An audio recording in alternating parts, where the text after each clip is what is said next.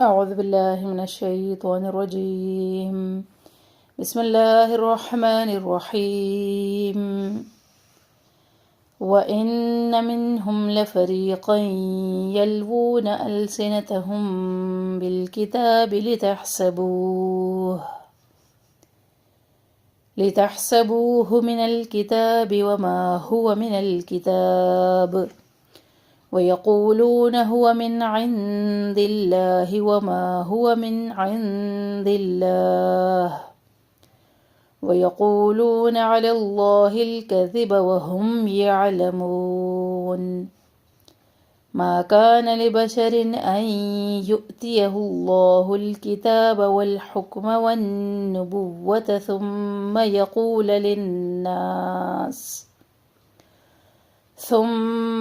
للناس كونوا عبادا لي من دون الله ولكن كونوا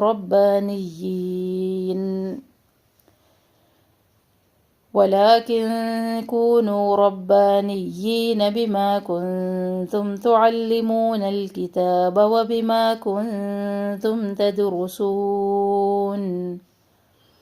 ولا يأمركم أن تتخذوا الملائكة والنبيين أربابا أيأمركم بالكفر بعد إذ أنتم مسلمون.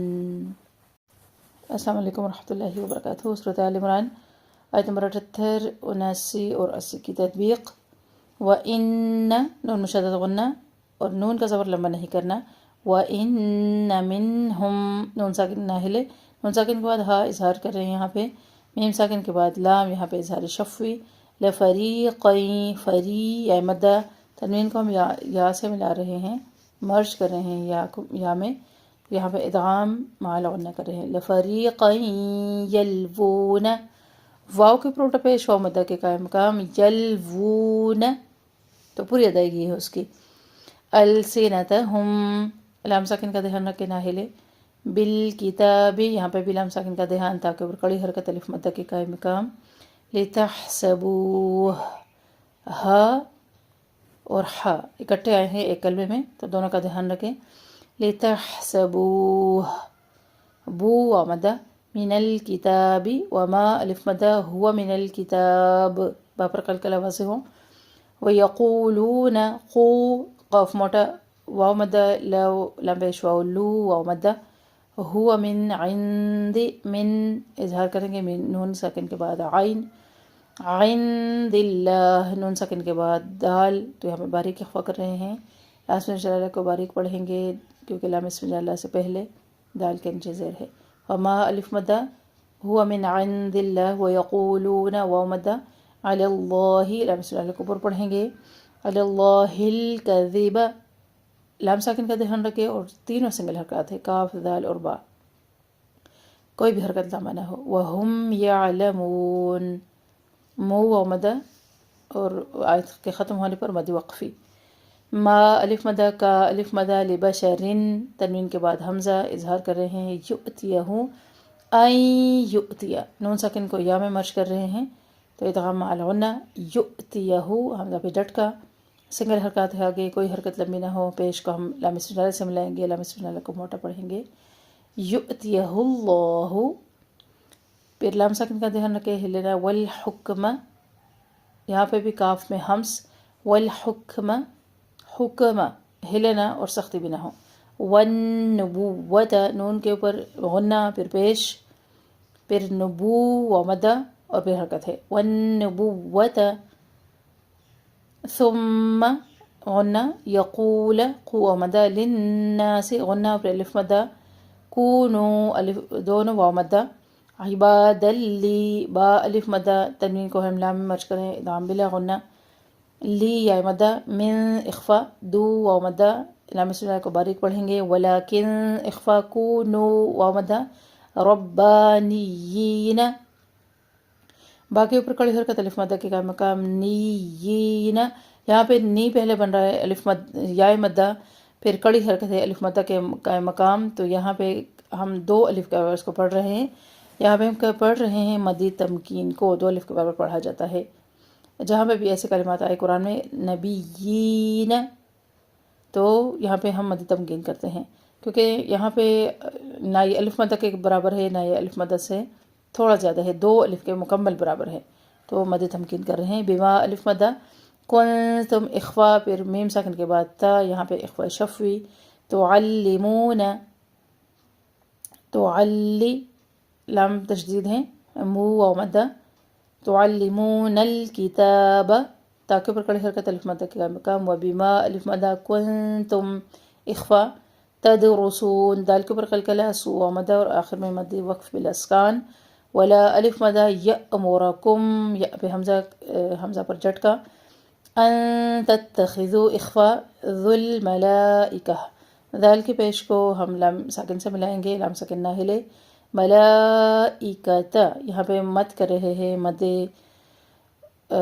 مد متصل کر رہے ہیں، اور مد متصل کو طول کے ساتھ پڑھتے ہیں، ملائکۃ، لمبا پڑھے، والنبیین اربابا، رو کو موٹا پڑھنا ہے، با الف مدہ، اور طوئی مطلق پہ ٹہر رہے ہیں تو یہاں پہ کر رہے ہیں وقف بالابدال، ایأمرکم، حمزہ پہ جھٹکا، ایأمرکم بالکفر، میم ساکن کے بعد با، اخفاء شفوی یہاں کر رہے ہیں، بالکفر، فا میں ہمس جاری رہے، بالکفر، ہفا لینا، بعد اذ انتم، ذال کو نرم سے پڑھنا ہے، انتم اخفا، میم ساکن کے بعد میم، ادغام شفوی، مو و مدہ، اور آخر میں مد وقف ہی پڑھیں، مد وقف بالاسکان کے ساتھ یاد کرے، یا مد عارض للسکون، تینوں میں سے جو بھی آپ کو یاد ہو، یہاں پہ بھی آپ کو پتہ ہونا چاہیے کہ سیکنڈ حرف کلمے میں حرف مدہ ہے، تو یہاں پہ جو ہم مد کرتے ہیں واو کو لمبا کر کے نون کو ساکن کر دیں گے،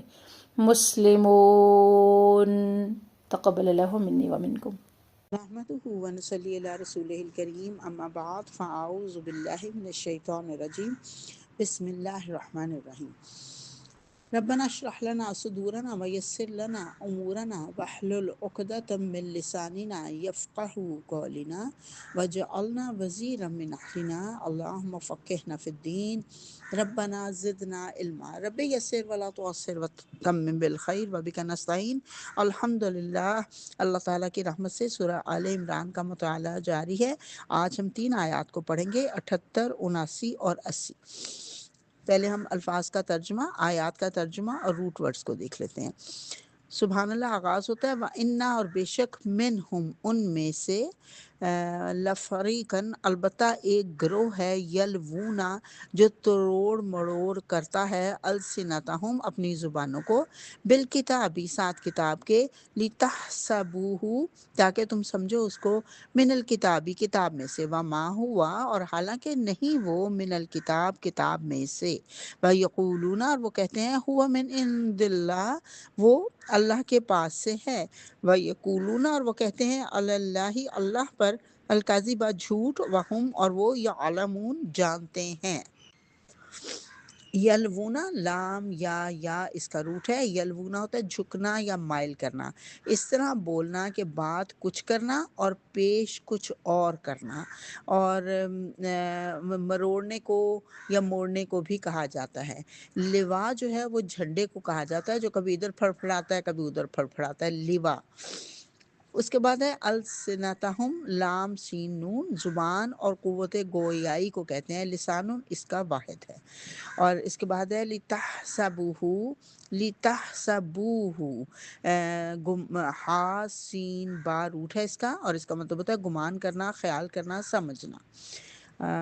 اس آیت میں بس یہی الفاظ ہیں۔ پھر اگلی آیت ہے آیت نمبر 79، ما کانا، نہیں ہے، لبشر، کسی انسان کے لیے، یہ کہ یؤتیہ اللہ، یؤتیہ اللہ، یہ کہ دے اس کو اللہ تعالیٰ، الکتابہ، کتاب، والحکمہ، اور فیصلہ، والنبوہ، اور نبوت، ثم پھر، یقولا، وہ کہے، للناسی، لوگوں کے لیے، کونو، ہو جاؤ، عبادل لی، بندے میرے لیے، من دون اللہ، سوائے اللہ کے، ولیکن، اور لیکن، کونو، ہو جاؤ، ربانیین، اللہ والے، بماس، بوجہ اس کے جو، کنتم، تھے تم، تو علمون الکتابہ، تم تعلیم دیتے کتاب کی، و بیمار، بوجہ اس کے جو، کنتم، تھے تم، تدرسون، تم پڑھتے۔ اس میں کوئی نہیں، ربانیین ہے نیا لفظ جس کا مطلب روٹ ہوتا ہے را با اور واؤ، اور اس کا مطلب ہوتا ہے ربانی یعنی اللہ والے۔ اور ربا کے میں آپ کو 4 مطلب بتاؤں گی۔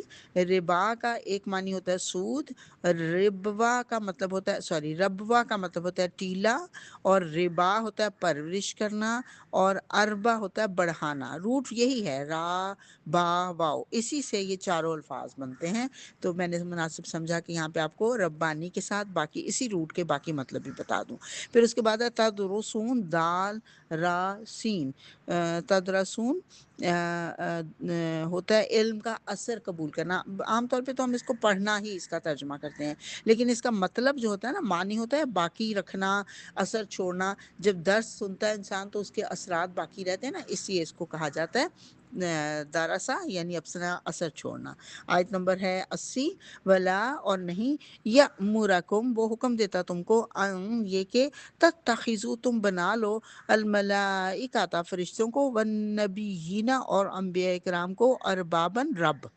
یأمرکم کیا وہ حکم دیتا ہے تم کو، بالکفری ساتھ کفر کا، بعد اس جب تم مسلمون مسلمان ہو چکے ہو۔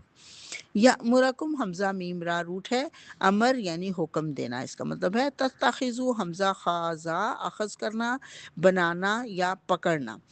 اس کے بعد ہے اربابن را بابا، رب کی جمع ہے، رب ہوتا ہے پرورش کرنے والا اور نگہبانی کرنے والا۔ وآخر دعوانا ان الحمد للہ رب العالمین۔ نحمده ونصلی علی رسولہ الکریم، اما بعد فاعوذ باللہ من الشیطان الرجیم، بسم اللہ الرحمن الرحیم۔ ہم پڑھ رہے ہیں سورہ آل عمران کی 3 آیات کو، 78، 79 اور 80 کو۔ آیات کا ترجمہ اور روٹ ورڈز کو ہم نے دیکھ لیا، اب ہم ذرا اس کی تفسیر تھوڑا سا سمجھنے کی کوشش کرتے ہیں۔ آیت نمبر 78 میں اللہ سبحانہ وتعالیٰ فرما رہا ہے وَإِنَّ مِنْهُمْ، اور ان میں سے، بے شک ان میں سے، لَفَرِيقًا ایک گروہ۔ یہ کون گروہ ہے؟ کن کی بات ہو رہی ہے؟ اہل کتاب کی بات ہو رہی ہے کہ ان میں سے ایک گروہ ہے یلوون السنتہم، جو اپنی زبانوں کو مروڑ تروڑ دیتا ہے، مروڑتا تروڑتا ہے۔ یہ جو یلونا کا لفظ ہے اس کی میں وضاحت کر چکی ہوں، لوا سے ہے، یعنی لوا یلونا سے، یعنی تروڑنا مروڑنا پھیرنا، زبان موڑ کر الفاظ کو بگاڑ کر پیش کرنا، یعنی ایسے انداز میں الفاظ نکالنا کہ لفظ تو وہی ہو لیکن بگڑ کے کچھ کا کچھ بن جائے۔ اور اللہ فرما رہا ہے یہ لوگ اپنی زبانوں کو تروڑ مروڑ کر الفاظ نکالتے ہیں بالکتابی، کتاب کے ساتھ، یعنی اللہ کی کتاب پڑھتے ہوئے اپنی زبان کو ایسے مروڑتے ہیں کہ الفاظ کچھ سے کچھ بن جاتے ہیں، تاکہ تم سمجھو اس کو کہ یہ جو الفاظ کہہ رہے ہیں غالباً یہی ٹھیک ہے، حالانکہ وہ ٹھیک نہیں ہوتے۔ حالانکہ اللہ فرما رہا ہے لِتَحْسَبُوهُ، تاکہ تم سمجھو، گمان کرو کہ یہ کتاب میں لکھا ہوا ہے، وَمَا هُوَ مِنَ الْكِتَابِ، اور حالانکہ وہ کتاب میں نہیں لکھا ہوتا۔ یعنی وہ کہتے ہیں، لوگوں کو بتاتے ہیں کہ یہ جو گھڑا ہوا کلام ہے جو ہم بتا رہے ہیں یہ تو اللہ کی طرف سے ہے، حالانکہ وہ من عند اللہ نہیں ہوتا، اور وہ اللہ پر جھوٹ باندھتے ہیں، جھوٹ بولتے ہیں، یعنی بات ان کی اپنی ہوتی ہے اور لوگوں کے سامنے ایسے بیان کرتے ہیں گویا کہ وہ اللہ کی بات ہے۔ اللہ فرما رہا ہے وَهُمْ يَعْلَمُونَ، اور وہ اس کو حالانکہ جانتے ہوتے ہیں، لا علمی میں وہ یہ کام نہیں کر رہے ہوتے، بے خبری میں ان سے یہ نہیں ہو رہا ہوتا، انجانے میں یہ حرکت نہیں کر رہے ہوتے، بلکہ وہ جانتے بوجھتے الفاظ کو تروڑ مروڑ کر پیش کرتے ہیں۔ یہاں اہل کتاب کے ایک اور جرم کو کھولا جا رہا ہے کہ وہ اللہ کی کتاب میں زبانوں کے ہیر پھیر سے من مانے الفاظ نکالتے ہیں، من مانے الفاظ ڈال دیتے ہیں، من مانی باتیں پیدا کر کے لوگوں کو ایسے بتاتے ہیں گویا کہ وہ اللہ کی بات ہے۔ اس کی مثال ہم ایک پیچھے پڑھ آئے ہیں کہ انہوں نے رائنا کو رائینا بنا دیا تھا۔ رائنا کا مطلب ہماری رعایت کیجئے، اور رائینا آپ کو پتہ ہے میں بتا چکی ہوں، اس کا مطلب ہوتا ہے رائی چرواہا نہ ہمارا، نعوذ باللہ گدڑیا گویا کہ۔ اس طرح سے حدیث سے پتہ چلتا ہے کہ یہ مسلمانوں کو السلام علیکم کی جگہ کہتے تھے السلام علیکم۔ سام کا مطلب ہے موت اور سلام کا مطلب ہے سلامتی، تو زبان کے ہیر پھیر سے انہوں نے سلام کو غلام بنا دیا تھا۔ اس کے علاوہ کچھ اور مثالیں بھی ملتی ہیں جہاں یہود نے اور بہت سی تبدیلیاں کی، مثلاً حضرت اسماعیل کی قربانی کے حوالے سے انہوں نے کئی تبدیلیاں کی۔ انہوں نے جگہ جو جس جگہ قربانی دی گئی تھی اس کا نام بدل کر مروہ سے موریا کر دیا۔ حضرت ابراہیم کو اللہ تعالیٰ نے مروہ کے مقام پر قربانی کرنے کا حکم دیا تھا، انہوں نے اسے موریا اور مریا بنا دیا، اور یہ اس وجہ سے تھا تاکہ حضرت ابراہیم کا رشتہ مکہ سے کاٹ دیا جائے اور یہ ثابت کیا جائے کہ یہ جگہ بیت المقدس کے قریب تھی۔ بیت المقدس کے قریب ایک جگہ کا نام موریا تھا یا ہے بھی، بہرحال اس کو انہوں نے یہ نا مروہ کی جگہ انہوں نے موریا کہا کہ حضرت ابراہیم کا تو مکہ سے کوئی تعلق نہیں بلکہ وہ تو بیت المقدس ہی میں تھے۔ تو اسی طرح سے حضرت ابراہیم کا یہ شو کرتے تھے کہ حضرت ابراہیم تو کبھی مکہ گئے ہی نہیں۔ ایسا کیوں کرتے تھے؟ ان کا یہ جو ہیلا تھا، یہ ایک چارہ تھا، تدبیر تھی کہ وہ اللہ کی طرف سے آئی ہوئی ذمہ داریوں سے فرار حاصل کر سکیں، یعنی اللہ کے دیے ہوئے احکامات سے بچ نکلنے کی راہیں تلاش کر رہے تھے۔ وہ گویا کہ کام کرنے کو جو کہا گیا وہ نہیں کر رہے تھے، اس سے فرار کی کوششیں کر رہے تھے، الفاظ کو تروڑ مڑوڑ کر اصل حکم میں تبدیلی کرنا چاہتے تھے تاکہ اللہ کی بات ان کو نہ ماننی پڑے، ان کو اپنی مرضی اور خواہشات کے مطابق موڑنا چاہتے تھے۔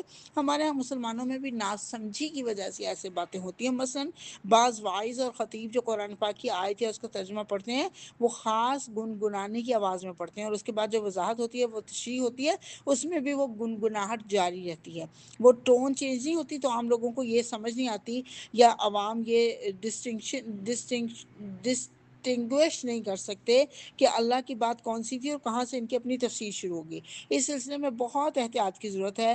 لکھتے ہوئے تو آپ دیکھیں بریکٹس کا استعمال کیا جا سکتا ہے نا، لیکن بولتے ہوئے آپ ٹون چینج کر لیں تو کوئی شناخت ہی نہیں کر سکتا کہ یہ اللہ کی بات ہو رہی ہے یا لوگوں کی بات ہو رہی ہے۔ تو ہمارے ہاں بسا اوقات مسلمانوں نے قرآن پاک کے تراجم کرتے ہوئے گڑبڑ کر دی، لیکن قرآن پاک کے ٹیکسٹ میں تبدیلی نہیں کی جا سکتی۔ اسی لیے کئی دفعہ لوگوں نے غلط ترجمہ کر کے یہ الفاظ کو آگے پیچھے پھیر کر ایسے جوڑ نکالنے کی کوشش کی، ایسے جوڑ بنا کر ایسے مطلب نکالنے کی کوشش کی جو اصل مقصد نہیں تھا۔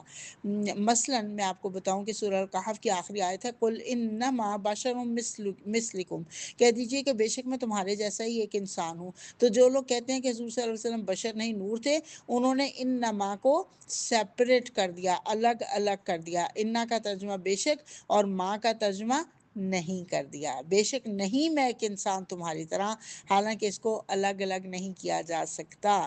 تو یہ تحریف کیوں کی؟ تاکہ اپنے عقیدے کو قرآن پاک سے سپورٹ دی جا سکے، لیکن عام لوگوں کو اس کا پتہ نہیں چلتا، اسی وہ سمجھتے ہیں کہ جو کہا جا رہا ہے یہ ٹھیک ہے، یہ قرآن ہی کا حصہ ہے۔ قرآن تو ہم لوگوں نے مصیبت یہ ہے کہ ہم لوگوں نے قرآن کو ترجمے کے ساتھ پڑھنے کی کوشش ہی نہیں کی۔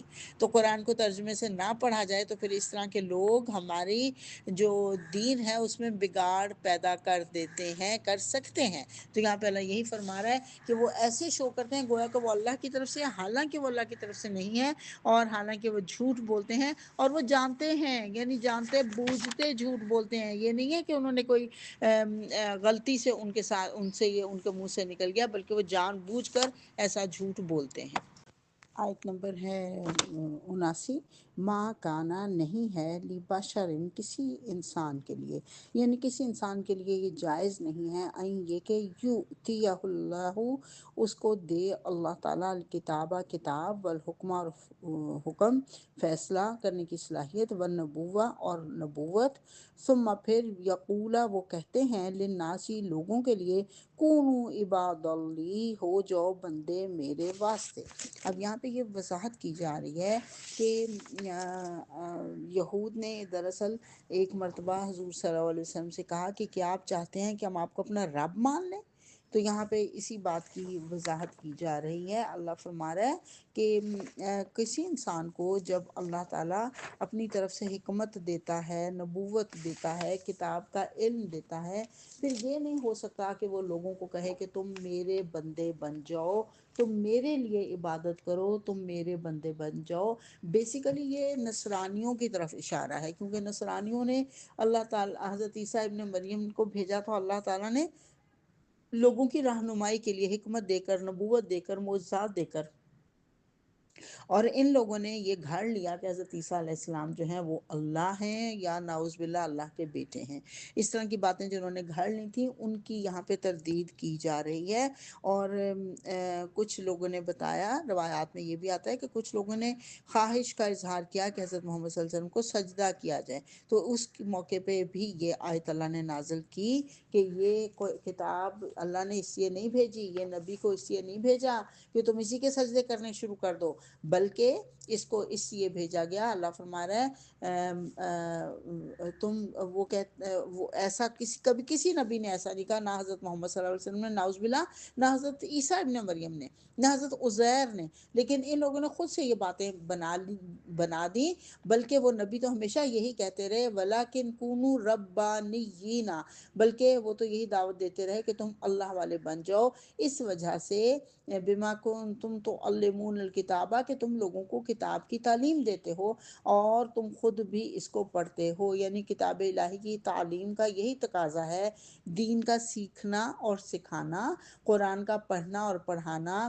حدیث اور فقہ کا درس و تدریس دینا، اسی ہونا چاہیے کہ لوگوں کو اللہ والے بنایا جائے، نہ یہ کہ اپنے بندے بنا کر ان سے نذرانے وصول کر کے ان کا استحصال کیا جائے۔ یہ کبھی بھی نہیں ہوا، کہ بھی کسی بھی نبی نے یہ نہیں کہا، کسی اللہ والے نے یہ نہیں کہا کہ تم میرے بندے بن جاؤ۔